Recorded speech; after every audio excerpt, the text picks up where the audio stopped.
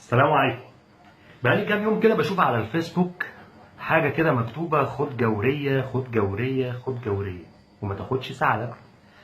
سألت واحد صاحبي يعني ايه جورية؟ صاحبي قال لي الجورية هي مش بنت بلادك. قلت له يعني الراجل بيقول ناخد جورية يعني ما اخدش بنت بلادي. قال لي وما اخدش سعلك.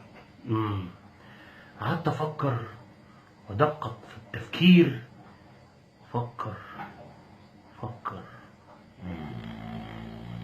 لحد لما لقيت الفكرة وخدت الجورية، والجورية طلعت تونسية.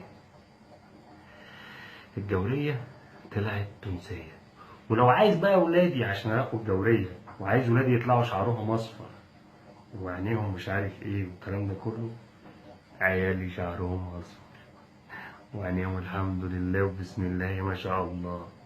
ولو على موضوع التدقيق وان الست الجورية دقيقة ومش عارف ايه بالورق والقلم، بالورق والقلم انزل الصبح تجيب الخضار واللحمة وانت راجع، حاضر.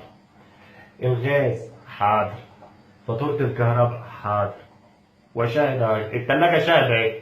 اسأل لكم التلاجة شاهدة اهي. الست التونسية ب100 راجل. الست التونسية حمالة الأسية. الست التونسية تشيل المسؤولية. شابو للست التونسية. وعلى مسألة الأكل طبعا أديكم شايفين الواحد كنت جاي كده بقيت كده، الحمد لله رب العالمين يعني. على العموم عايز بس أقول حاجة بسيطة جدا للست التونسية، يعني طالما أنا مجدت فيها شوية. ارحمي الراجل في تنزيل الزبالة. أنا بنزل الزبالة في اليوم 3 مرات.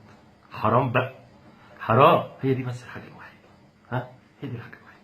خفوا علينا في موضوع نزل الزبالة.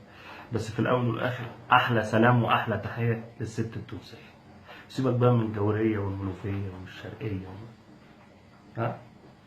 تصبحوا على خير.